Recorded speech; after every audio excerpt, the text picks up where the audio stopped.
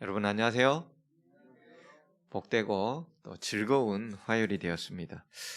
오늘은 여룻바알의 아들 아비멜렉에 대한 얘기를 여러분들과 함께 하고자 합니다. 우리 다 함께 사사기 8장 30절부터 보도록 하겠습니다. 사사기 8장 30절로부터 9장 5절까지 제가 읽겠습니다.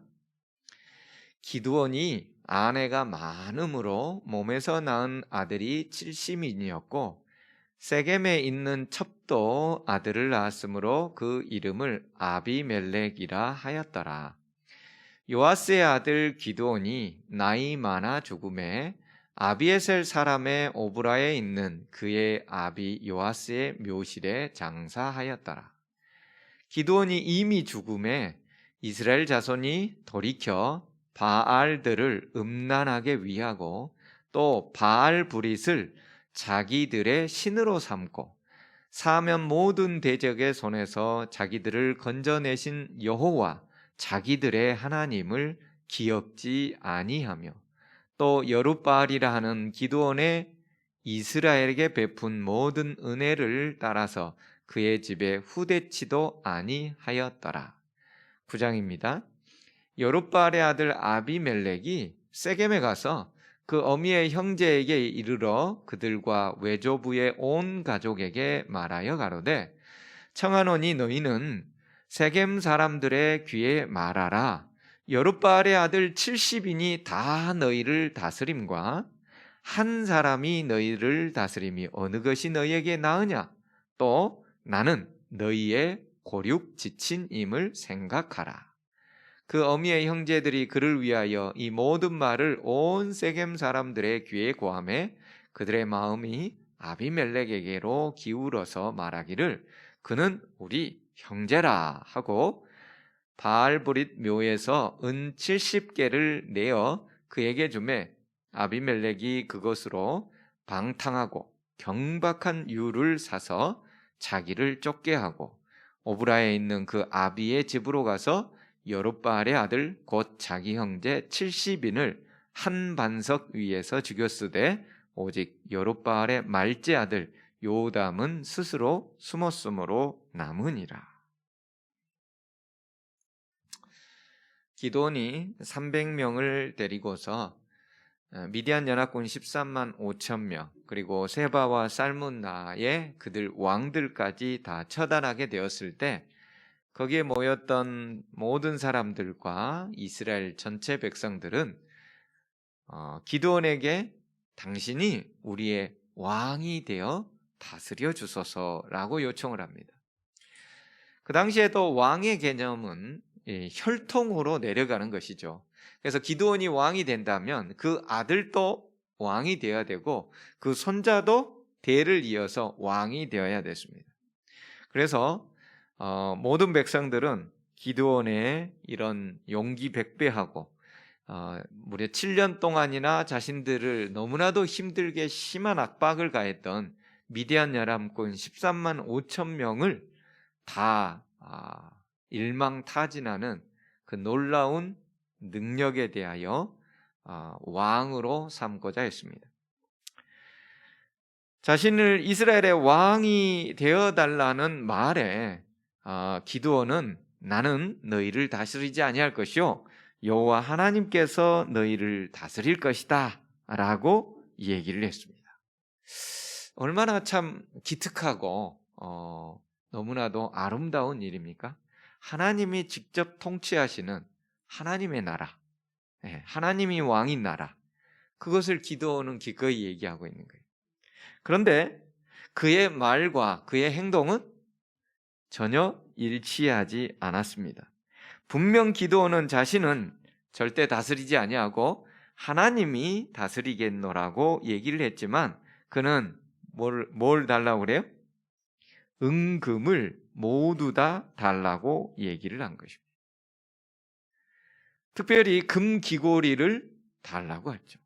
그리고 금 귀고리가 1700세계, 오늘날로 하자면 금 20kg에 달하는 것이었고 그걸로 뭘 만들었어요? 에봇을 만들었습니다. 금 에봇. 에봇은 대제사장만이 입을 수 있는 복장이라고 그랬습니다.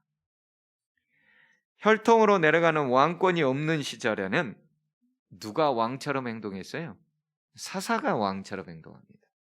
근데 기드온은 이미 하나님으로부터 사사의 명을 받아서 사사의 역할을 하고 있습니다.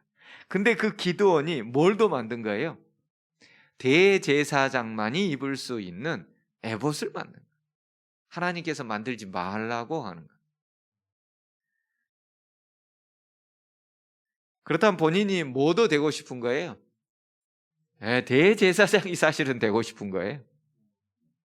본인이 사사이면서 대제사장까지 되고 싶은 거예요. 실제적으로 사사들이 없는 시대에는 누가 실제적인 리더였을까요? 대제사장이지요.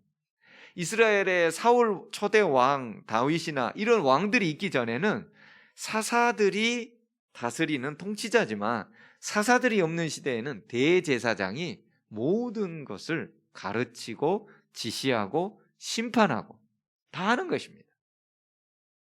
본인이 사사로 부르심을 받았음에도 불구하고 그는 왕이 되지 않겠다고 말을 했지만, 금들을 백성들로부터 다 모아서 부를 축적하고 그 부를 가지고서 에봇까지 만들어서 대제사장직에 해당하는 것을 본인이 취하고 있는 모습을 볼 수가 있는 거예요. 그는 말과 행동이 전혀 다르게 나온 것이었습니다. 그는 사실 실질적인 왕에 해당하는 존재였습니다. 특히 그가 왕에 해당하는 것을 보여주는 오늘의 본문 사사기 8장 30절은 이렇게 얘기하죠. 그에게 뭐가 많아요? 아내가 많다는 거예요. 아내가 많아요. 여러분, 옛날이나 오늘날에도 마찬가지예요. 인도라든지 아니면은 아프리카라든지 아니면은 이 아시아에 있는 나라들 가운데 상당 부분은 왕들이 아내가 많아요. 아내가 많습니다. 부자가 아내가 많아요. 뭐 많은 사람은 뭐 50명, 60명도 된다고 그러잖아요. 근데 이 아내가 많다는 것은 그 당시에 왕권을 소유하거나 아주 큰 재력을 가진 사람들만이 할 수 있는 그런 일들이었습니다. 우리나라도 고려시대나 조선시대에도 왕들은 뭐가 많아요? 부인들이 많아요. 아내가 많으면 무엇도 많아요? 자식도 많은 거예요. 그래서 그 몸에서 낳은 아들이 70인이라는 거예요. 70인. 근데 그 밑에 31절에는 뭐라고 그랬어요? 세겜에 있는 첩도 아들을 낳았대요. 근데 제가 지난 안식일에도 살짝 언급을 했지만, 아내가 많다라고 하면은 첫 번째 부인만 아내라고 하고 두 번째 이후부터는 첩으로 부르는 것이 아닙니다. 성경에서는. 성경에서는 그렇게 얘기하는 게 아니에요. 정식으로 결혼하면 다 아내인 것입니다. 첫째 아내, 둘째 아내, 셋째 아내. 그러면은 세겜에 있는 사람은 첩으로 불렀다는 것은 다른 개념이라는 거죠. 그래서 어떤 학자들은 이 세겜에 있는 첩이라는 말을 통하여 아마 이스라엘 전체 공동체에서 공식적으로 아내로 이름을 올릴 수 없는 종교가 달랐거나 아니면은 아예 완전한 이방인이거나 그럴 가능성이 높다는 거죠. 근데 우리가 알다시피요, 이방인 중에서도 이스라엘 사람하고 결혼해 갖고 정식 아내가 된 사람들이 있지요. 사사기 다음에 룻기 같은 경우도 모압 여인이었잖아요.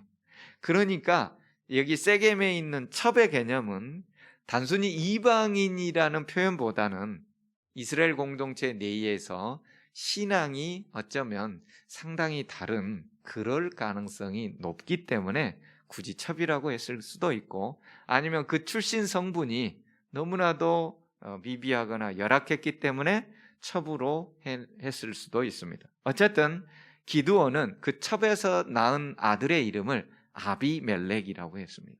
내 아버지는 왕이다. 그러니까 본인이 뭐라는 거예요?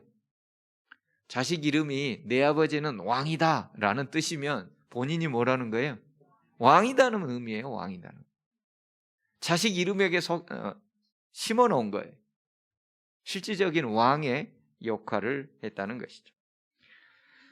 본인은 왕이 되기 싫다고 했지만 그의 행동은 그의 자식을 이름을 통해서나 왕이었고, 아내가 많은 것이나 금과 은과 모든 것들을 실제적으로 취하는 것을 보아서도 왕이었고, 심지어는 대제사장만이 가질 수 있는 에봇을 금으로 만들어서 자신이 실제적인 왕권을 행사하고 있었음을 알 수가 있습니다. 그런데 하나님은요, 이스라엘의 지도자, 특별히 왕이 될 지도자에 대하여 몇 가지 지시사항을 알려준 것이 있는데, 그게 신명기 17장 16절로부터 20절에 있는 내용의 말씀이에요. 제가 읽어볼게요. 신명기 17장 15절에는 뭐라고 되어 있냐면, 너희들이 왕을 뽑게 되면, 왕이 되면 이라고 하면서 15절에는 나오면서 16절에 그 왕은 첫째, 병마를 많이 두지 말 것이요, 병마를 많이 얻으려고 그 백성을 애굽으로 돌아가게 하지 말 것이니. 이스라엘에는 이 병마가 없었어요. 싸울 수 있는 말 위에 타가지고 활도 쏘고 창도 하면서 그런 말이 없었습니다. 이스라엘에는. 하나님께서 그걸 두지 말라고 그랬어요. 왕이 되어도 그것 얻으려고 애굽으로 돌아가지도 말라고 그랬어요. 이는 여호와께서 너희에게 이르시기를 너희가 이후에는 그 길로 다시 돌아가지 말 것이라 하셨음이며, 첫째는 병마를 두지 말라는 거, 두 번째는 그에게 아내를 많이 두어 그의 마음이 미혹되게 하지 말 것이며. 아내를 많이 두라고요? 두지 말라고요? 네, 두지 말라는 말입니다. 이게 두 개가 떨어져 있어서 아내를 많이 두어, 여기까지만 읽고서 많이 두면 안 됩니다. 그 뒤에 말 것이며 이렇게 돼 있어요. 아내를 절대 많이 두지 말라는 거예요. 세 번째, 자기를 위하여 은금을, 그러니까 돈을, 재력을 많이 쌓지 말 것이며. 이 세 가지 하지 말아야 될 것이고, 그 다음에 네 번째로는 그가 왕위에 오르거든 이 율법서, 즉 모세오경이 되겠죠. 모세오경의 이 율법서의 등사본을 레위 사람 제사장 앞에서 책에 기록하여, 그러니까 사본을 많이 놓고서 평생에 자기 옆에 두고 읽으라는 거예요. 옛날에는 이 양피지로 쓰면은 오래 가지만은 이 종이의 질들이 오늘날 인쇄처럼 이렇게 돼 있는 게 아니잖아요. 그렇기 때문에 이 파피루스로 되어 있는 것들을 많이 읽게 되면 닳아져 없어져 버려요.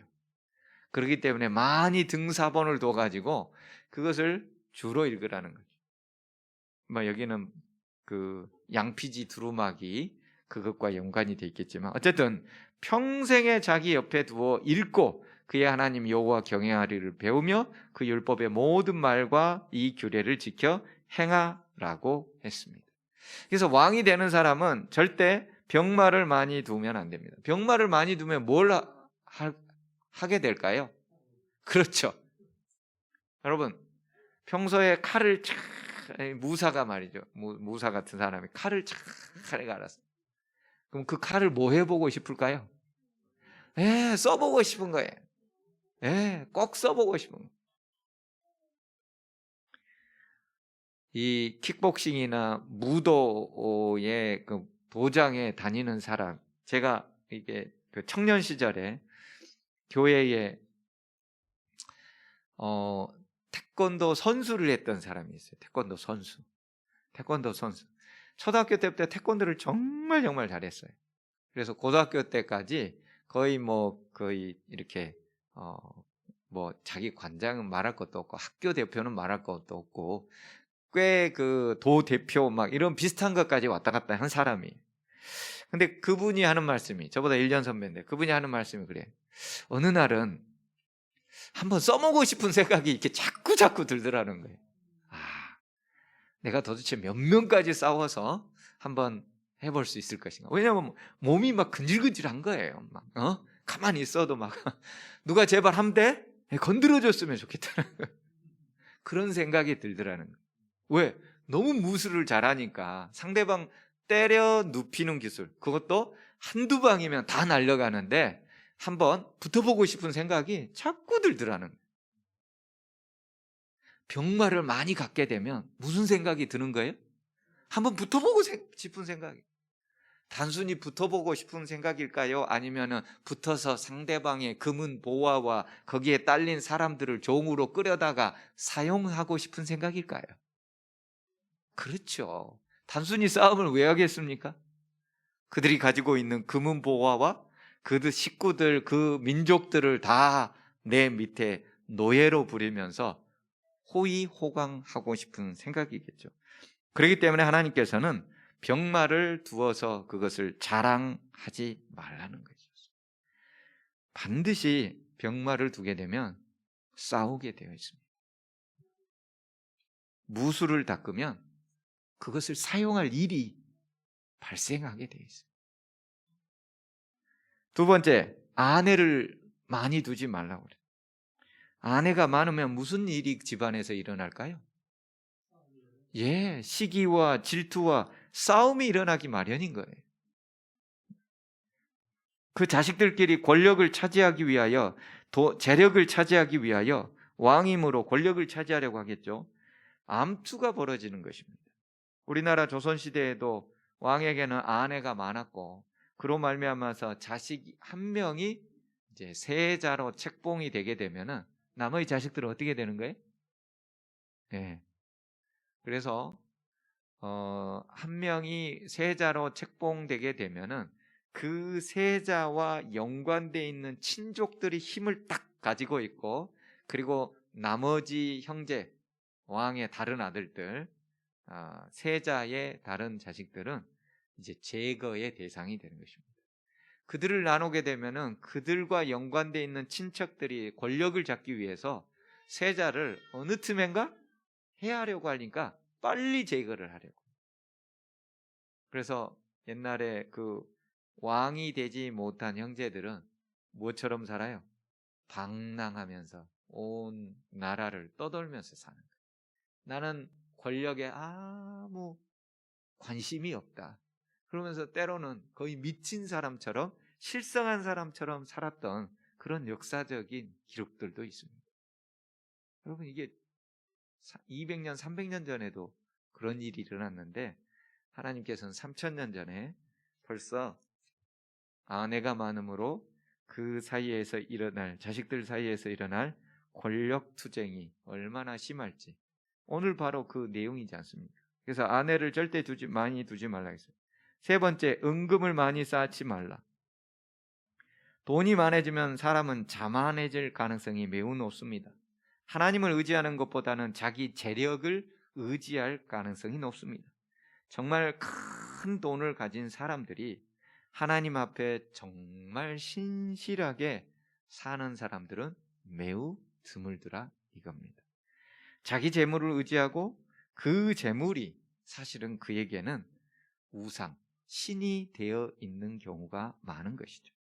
그래서 예수님께서는 네 재물이 있는 곳에 내 마음도 있는 것이다 라고 말씀하셨습니다.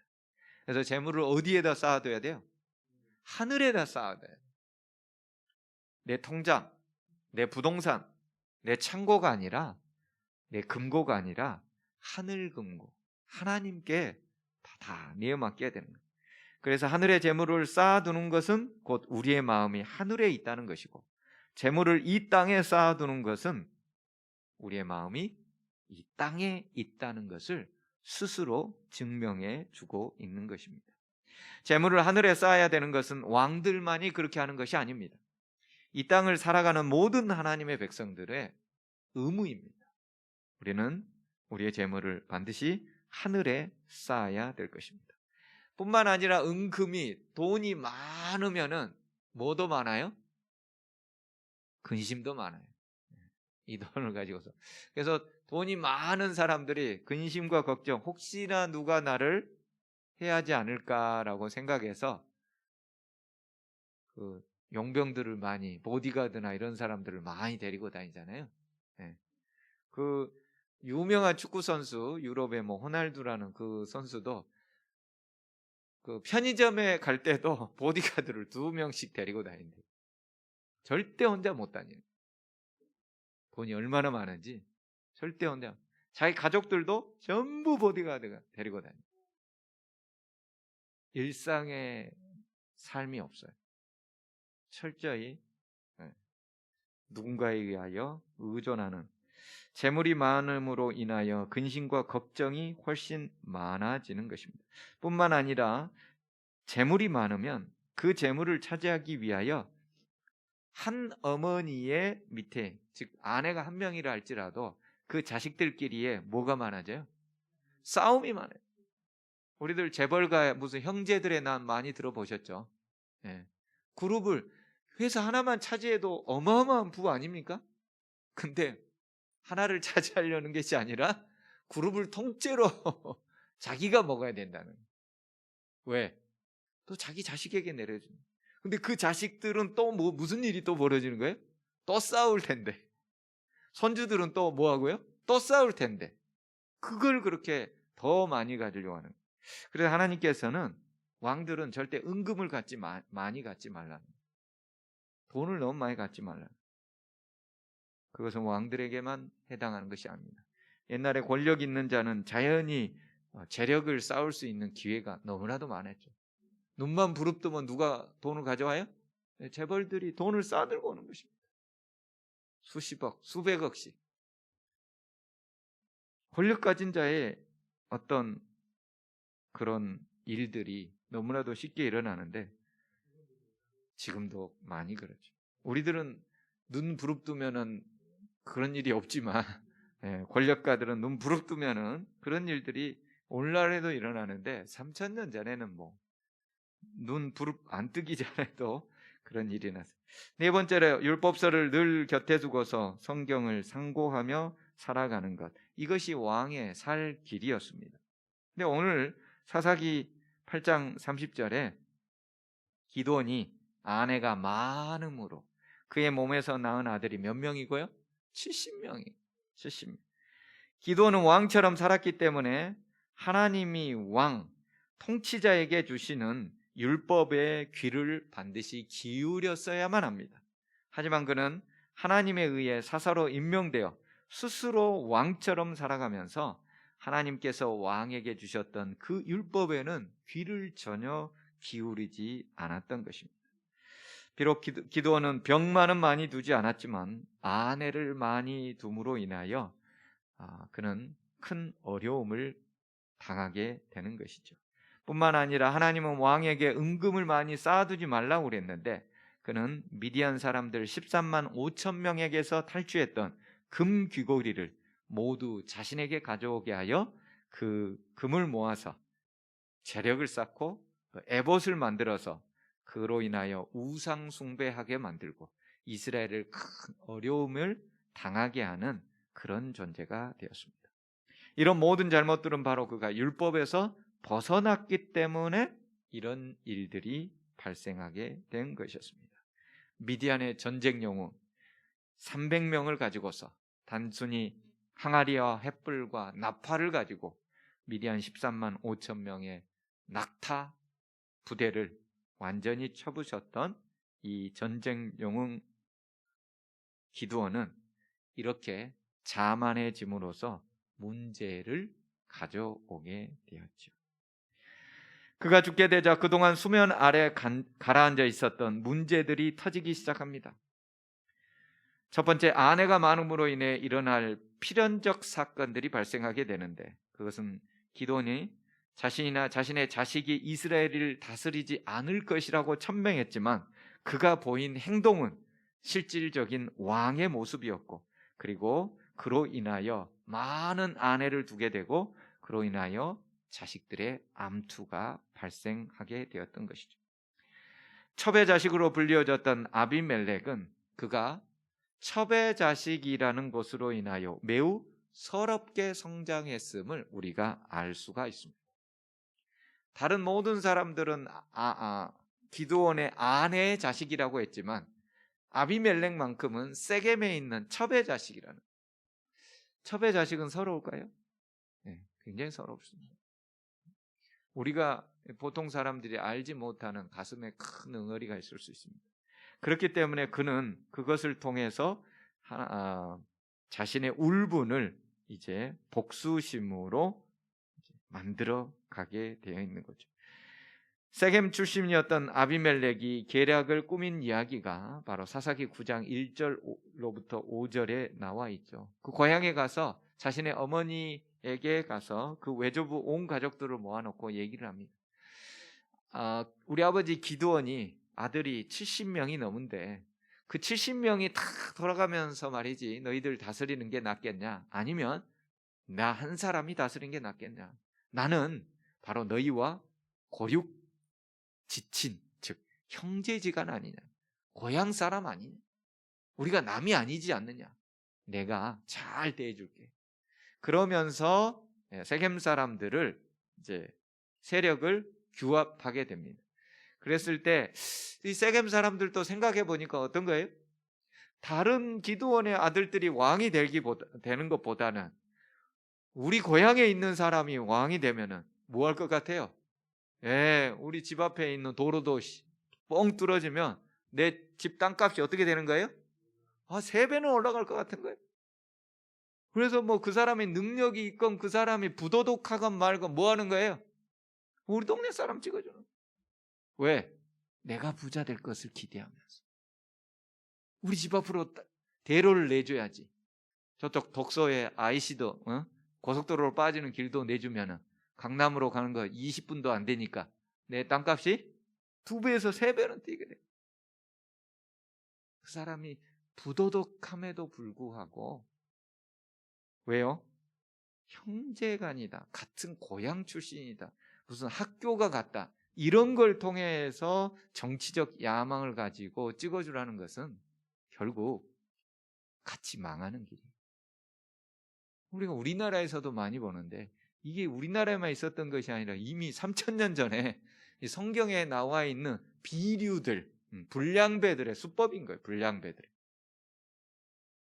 근데도 우리 가끔 도장 선거할 때 찍을 때 이런 비슷한 거 생각하면서 찍으신 분들 있죠. 그러지 말아야 될 것을 성경에서는 알려주는 거예요. 근데요, 이 세겜 사람들이 그래 우리 집 앞에 이 길라고 그러는데 이 친구가 제일 낫겠구나라고 하면서 그에게 4절에 보니까 바알브릿의 묘에서 은 70개를 내어줍니다. 이 묘라는 말은 집이라는 말입니다. 뭐 다르게 보면은 신전이죠, 신전. 바알브릿이 뭘까요? 바알은 이스라엘 가나안의 풍요의 신이죠. 근데 이 브릿이라는 말은요, 사실 언약이라는 말입니다. 그러니까 사실 이스라엘 백성들은 누구와 언약을 맺었어요? 여호와 하나님과 언약을 맺었는데 이제는 누구와 언약을 맺었다는 거예요?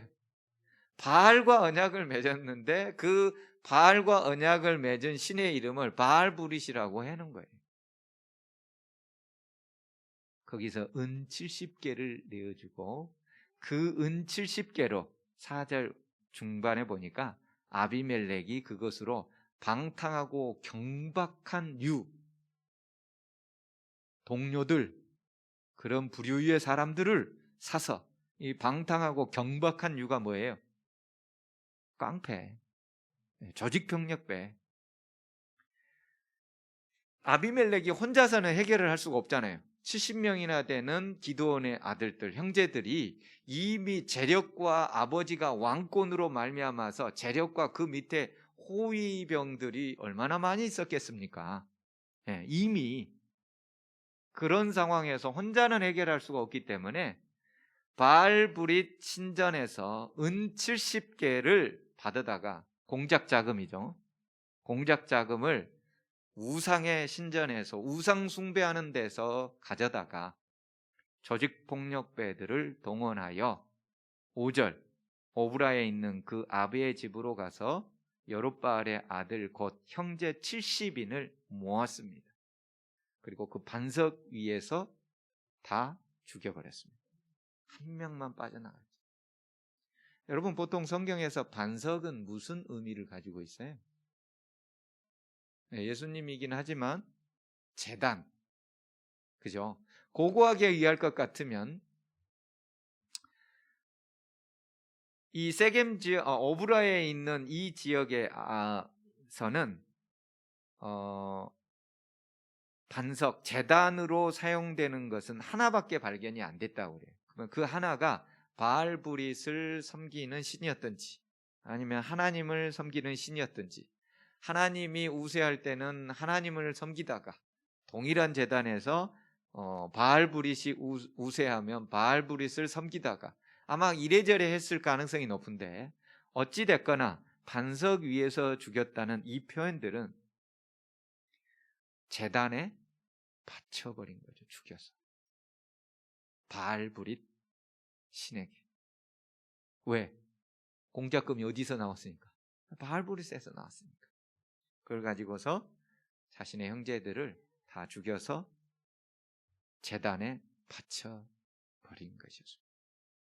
뭐 하기 위해서요? 내가 왕이 되기 위해서. 원래 바알이라는 뜻은 주인이라는 뜻도 있거든요. 주인. 풍요의 신이자 주인이에요. 주인, 왕의 개념이죠. 그래서 실제적으로 누가 이제 왕이 된 거예요? 아비멜렉이 왕이 된 것이고, 아비멜렉이 왕이 됐다는 말을 다른 표현으로 쓰자면 아비멜렉이 이제 바알이 된 것입니다. 바알브릿의 신전에서 공작금을 가져다가 조직폭력배를 동원하여 아버지의 아들, 자신의 형제들을 다 죽여버리고 본인이 왕이 되어 본인이 바알의 자리에 등극하게 되는 것이죠. 하나님의 율법이 있었지요. 하지만은 오늘날처럼 경찰이나 사법부나 어떤 이런 행정부에 대한 그런 법들이 없었지요. 그래서 하나님께서는 사사들을 통해서 재판을 하게 만들었는데, 지금 그 사사, 재판을 담당하고 어떤 사법과 그 다음에 경찰, 행정적 통치권을 행사했던 아버지가 죽었잖아요. 네, 기드온이 죽었잖아요. 그러니까 바로 아비멜렉이 잽싸게 자신의 고향으로 가서 세겜 사람들을 동원하여 내가 세겜 잘 살게 해줄게, 나 뽑아줘. 그렇게 해서 바알브릿이라는 신전에서 공작금을 가져다가 바로 이런 일들을 벌이게 된 것입니다. 그래서 그는 실제적인 왕이 되었고, 그 왕이 된 것을 사실은 그가 스스로 바알이 된 거예요. 기드온도 결국 뭐였어요? 여룻바알로서 바알과 싸우는 존재였는데 그가 바알이 되어갔잖아요. 그러니까 그 자식도 뭐가 되는 거예요? 바알이 되었어요. 자기 형제들을 다 죽이고 자기가 바알이 되었어요. 이런 모든 원인들이 어디에서 일어났을까요? 기드온이 여룻바알이 하나님의 말씀과 율법에서 벗어나서 스스로 바알이 되었기 때문이었습니다. 이것은 아비멜렉 그의 아들에게서 스스로 나온 것이 아닙니다. 하나님은 분명히 그에게 아내를 많이 두지 말라고 명령했습니다. 은금을 많이 소유하지 말라고 명령했습니다. 율법서를 늘 가까이 두고 평생 그 말씀과 함께하라고 명령했습니다. 만약에 기드온이 이 하나님의 말씀을 가까이 두고 그렇게 순종하며 살았더라면 자신의 자식들이 한날 한시에 한 번제단에서 다 죽임을 당하는 처참한 일들을 막을 수가 있었을 것입니다. 이제 기드온이 여룻바알이 되어서 스스로 바알의 자리에 앉았던 것처럼 그의 아들 아비멜렉이 이제 모든 형제들을 죽이고 스스로 바알이 되어서 그 자리에 앉아 있는 것은 부전자전인 것입니다. 바알브릿의 신당에서 공작금을 가져다가 조직폭력배를 동원해 처단하고 스스로 왕이 바알이 되어버린 것이죠. 이런 기드온과 그의 아들 아비멜렉의 이야기, 성경의 내용을 보면서 우리는 어떻게 살아야 될까요? 우리도 여룻바알처럼 살아야 될까요? 아비멜렉처럼 살아야 될까요? 다시금 우리는 하나님의 율법으로 돌아가 평생 그 율법을 옆에 두고서 그 율법과 함께 살아가야 될 것입니다. 그래서 성경 시편 1편에 복 있는 사람은 어떻게 한다고요? 복 있는 사람은 악인의 꾀를 쫓지 아니하며, 아비멜렉의 꾀를 쫓지 아니하는 거예요. 죄인의 길에 서지 아니하며, 기드온처럼 자기 스스로 에봇을 만드는 죄인의 길에 서지 않는 거예요. 오만한 자의 자리에 앉지 아니하고 스스로 교만하게 되어서 왕의 모습을 넘어서 스스로 바알이 되어갔던 기드온과 아비멜렉의 오만한 자리에 앉지 아니하고 오직 여호와의 율법을 즐거워하며 그 율법을 주야로 묵상하며 순종하며 사는 사람들이 복 있는 사람들입니다. 우리는 이 시대에 복 있는 사람이 되어야 되겠습니다. 아비멜렉과 여룻바알의 모습을 보면서 우리는 그것을 반면교사로 삼고 복 있는 사람, 오직 여호와의 율법을 즐거워하며 그 율법을 오늘도 내일도 묵상하며 하나님께 순종하며 살아가는 우리 모두가 되기를 간절히 바랍니다.